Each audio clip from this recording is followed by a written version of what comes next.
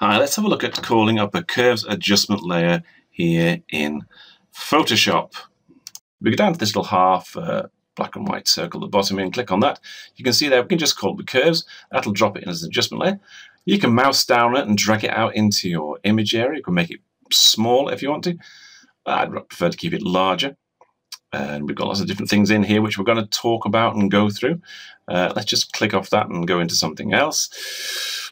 And I'm going to bin this as well. And one of the places you'll find is if we go into Windows. When we have a look at Windows, it doesn't actually say curves adjustment in here. It just has the adjustment panel itself. So we click on adjustment panel. That'll add the panel.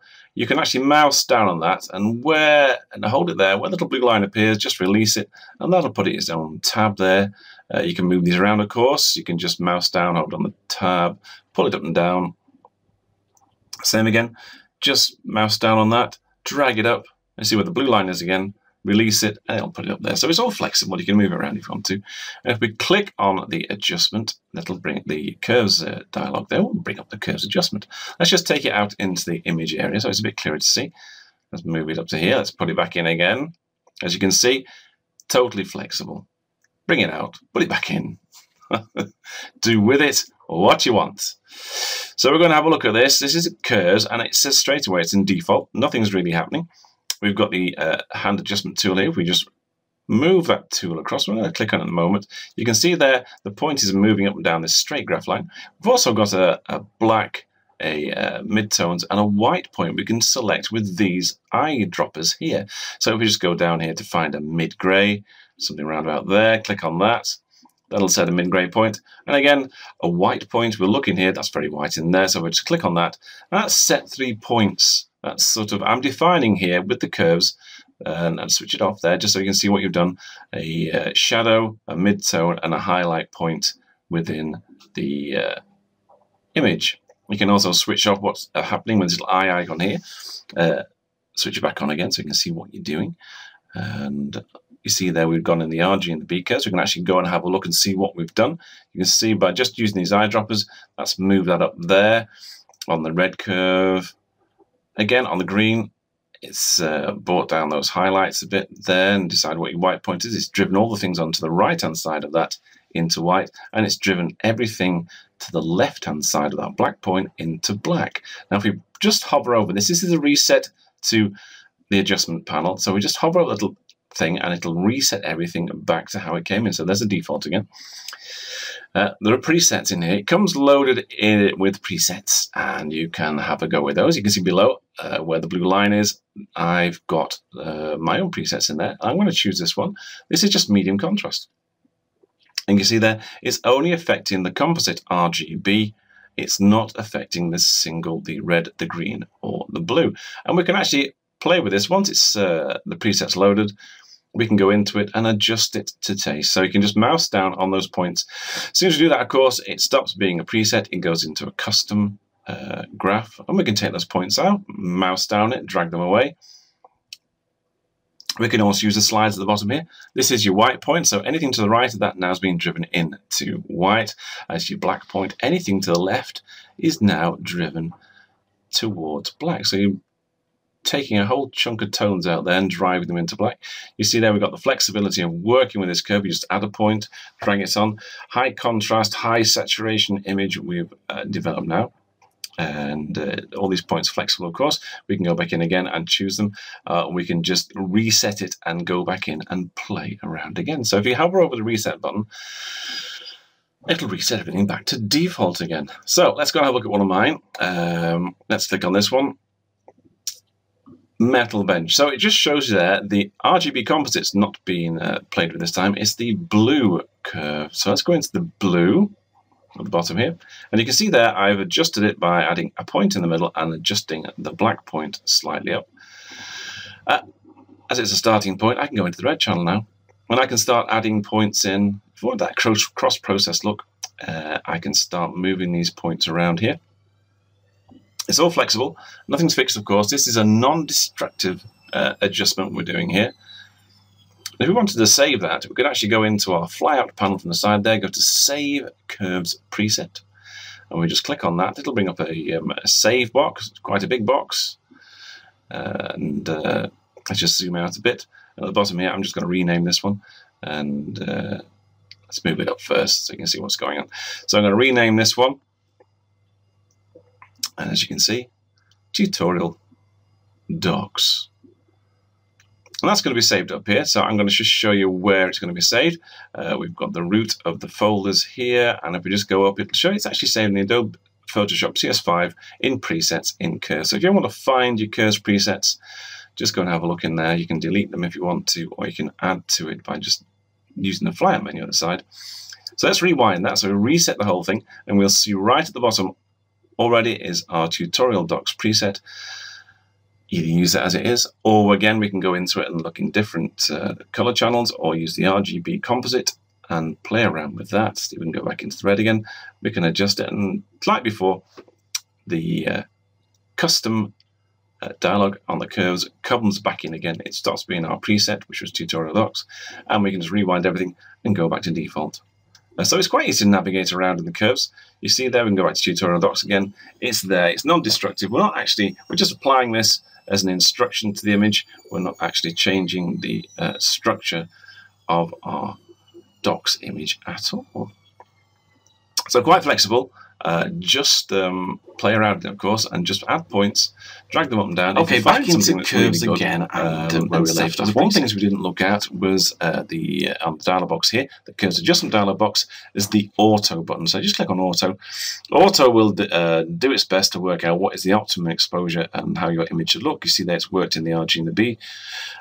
G and B channels, it's easy for me to say. If we just go over the reset button and wind that back, we go back to our default setting again. I want you to hold down the Alt or the Option key while we drag on these sliders. We're on a black point slider here. Drag that along, drag it into the center. Anything to the left-hand side of that point is being taken into black, dark black. Let's have a look before and after. The clipping point is the clipping representation is giving you an idea of what's being taken into highlights as well on this side here. So we're holding the Alt key, dragging that slider on the bottom there, and that is dragging your highlights, giving you a posterized kind of look. Not many tones in there, a bit of color in there, but basically going to black and white. You could say this is a preset. You could play around with it some even more. So don't forget, if you quite like this, you can save it, say, posterized preset just in your flyout menu at the top there. Just save it, and it'll save it in that dialog box that we showed you I showed you last time. And we can take it back out again. You can be as flexible. Don't forget, this is flexible. This is non-destructive adjustment we're doing here.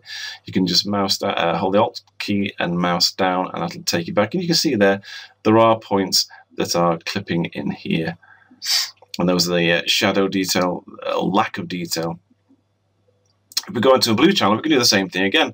So let's hold down the Alt or Option key, and again drag in the blue channel. What this is going to do as well, this is going to give you a slightly cross-processed look. Because we're working in the blue, we're dragging the blue towards the middle, it's taking it towards yellow. So we're moving it away from blue towards yellow. Same again with this side here, we hold down the Alt or Option key just to show you where clippings are appearing. And that's in your blue channel, those are being driven into white. You can see there it's adding a slight blue tone to it. So it's quite interesting to work in the RG and the B, and you can make different sorts of cross-process presets out of those. If you look at my earlier tutorials, you'll already know about cross-processing presets in levels and now in curves. Let's just reset that reset button again, and just click on that, and that'll reset us, and we can do something else in here. What we're going to do, we can just go around in here, and with the hand tool activated, click in some points, and that'll add points to your graph line here. You can see there, the points are already added in. What we can do from there is, of course, is to hover our mouse over them, mouse down and click down with the mouse, and we can use those as adjustment points. So just click on that point there, and then just drag it around. We've already chosen that point by using the hand tool. You can see here again a quite strange solarized look in this one. You can just reset it all again, or we can actually draw with this tool here our own curve. Crazy as it sounds, you can actually, if you want to be really artistic and go mad, you can draw on with your pencil, but underneath it there is a little smooth tool. So just a little tool here. It looks like it's grayed out. Well, it's not. Once you start doing this, you can click and click and click, and it's smoothing out that curve that you've applied. And don't forget, as it's still a curve, it's already added points onto it. Go back into the curve line there. You can use these points if you really want to. You can mouse down and drag them about, or you can remove them. Entirely up to you. That's how flexible curves is. You can actually draw a curve on and then go back into the curve and points that have been added, which you can then play with. And we can remove them by dragging them off, or by clicking and dragging. We just remove those points there. You can see as remove points, it's describing a bit of a curve there because that point at the bottom which you dragged up. You can grab hold of it and move it around and just drag that off as well. And we're back to where we were before. Okay, let's have a look at something different, and we're going to actually use curves. One of the things that happens when you start doing this, I'm just doing a little S-shaped curve on here, anchored in the middle, and just bring up the highlights and dropping down the shadow details. You can move those points around. Don't forget, everything is flexible in here. One of the things you'll find that happens when you're working in curves, you're working in levels as well, is that not only do you affect the luminosity values, you're affecting the color values. You actually can be increasing the saturation. So let's just go into a luminosity blend mode on this curves adjustment layer. And you just see there's a slight subtle changing of the color of the image, mainly because you're working in this RGB curves adjustment. Is actually working on the color values in your image as well as the light values. Let's put another curve on here. Let's go a bit more crazy and put a real strong S curve in there on this image. Let's move that up there. So that's really banging up the blues in your sky. Let's take it up a bit further. So in many ways, that's really saturating your image. Let's go before and after. We're in normal blend mode. So let's drop down the bottom here to luminosity. And you can see that subtle change there. All we've done with this is affect the luminosity values in your image and not the color values. Well, you might want the color values. You might actually prefer to have that super saturated color effect going on in your images. One of the problems, of course, is if you're working with skin tones, and if you put quite a dramatic S curve in there, you might then start emphasizing the redness. Could be a problem. And don't forget, if we go in the red, green, or the blue, same again. It's affecting the color values. This is probably a better example. But if I go to luminosity, you can see straight away we're only affecting the luminosity in the blue channel. Let's just bring that up there as well. So without affecting the color values, just by changing the blend mode at the top, we're working with the luminosity view file in a curves adjustment layer. We're not working with the color values. I prefer, for all my images, to work with most of my blend modes in luminosity. That's the curves, the levels, and the brightness contrast. I tend to work with those in luminosity, and if I want to emphasize colors, I'll do it separately using a color adjustment or hue saturation. Other methods are available, of course. Look at my previous tutorials. But that's just a little one to round things off there. Think about using a luminosity blend mode on your curves adjustment. Thank you.